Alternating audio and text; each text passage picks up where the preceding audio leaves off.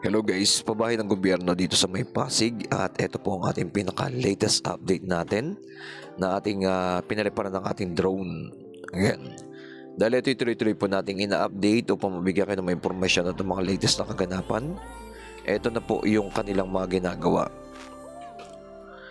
Going to third floor na po sila mga kababayan. Yan. Napakalaking tulong po ito pag natapos itong pabahay dito sa may Pasig Santolan. Dahil yung mga nakatira dito sa may floodway ay tuloy na pong naalis. At ito na po ang ating pinaka-latest update natin. Yan, tuloy-tuloy na po ito ang mga gumagawa dito mga kababayan. Siyempre tuloy-tuloy rin po nating ina-update ito pong Marikina and Pasig. Yan, flood control. Yan, banda dito na po sila sa may Santolan, dire-diretso na po yan doon. Ayan o. Kabilaang side na po ang mga gumagawa dito mga kababayan. Ayan. Like and comment and share kung ano masabi nyo po dito sa project po na ginagawa dito ng mga Japanese contractor na mga gumagawa. Na tuloy-tuloy na po ito kabilaang side. Ayan, salamat sa mga nag-like, nag-share, nag-follow ng ating pinaka-latest update. Ayan, yung mga squatter area dito na mga nakatira dito ay pinaalis na po sila dyan para taasan na po ng bakod. Dahil alam naman po natin, pag may mga dumarating ng mga bagyo, halos karamihan dito ng mga nakatira dito ay apektado. Dahil wala pa nga po yung pinaka-wall po dyan. Pero tuloy-tuloy na po itong ginagawa ng mga Japanese contractor. Dire-diretso hanggang dyan sa may bridge. Ayan. Eto, dire-diretso po yan. Papunta na po ng Laguna de Bay. Yan, dito sa area. Ganito na po yung kanilang mga ginagawa dyan. Yang dalawang tulay po dito.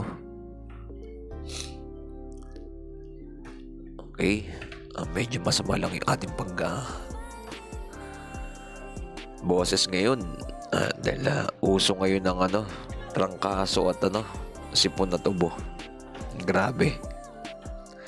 Pabago-bagong panahon. Yan, dito sa area na to hanggang doon sa may kabilang side ay papakita rin po natin.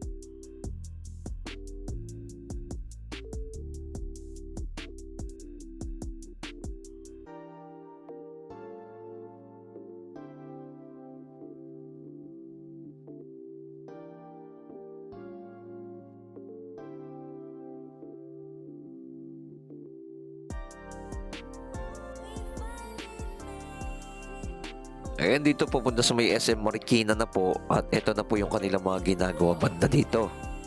Papunta sa may statue ni Marikit. Ayan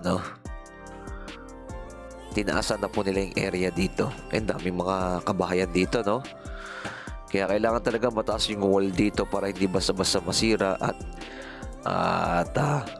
hindi maapektuhan yung mga nakatira dito. Ayan kitang-kita nyo po yung mga kabahayan dito. Ayan. Pag bagyo po talaga, libo-libong mga kabahayan dito apektado dito sa may Marikina and Pasig. Pero ito na po, ginagawa na po ng paraan na solusyon Yan, like and comment and share kung ano ating masasabi dito sa area naman ito. Papunta sa may statue ni Marikit naman po ito.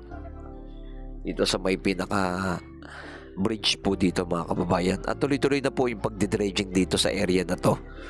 Kailangan po talagang palalimin itong area para hindi basta-basta umapaw ang tubig, lalong-lalo na pag bagyo. At sa bandang una, napakaganda na po ng kanilang mga ginagawa. Sinesemento na po mismo doon yung kabilaang side sa may statue ni Marikit mga kababayan. Like and comment, share, and give si palagi. God bless. Ito po muli ang inyong likod, Skywalk TV.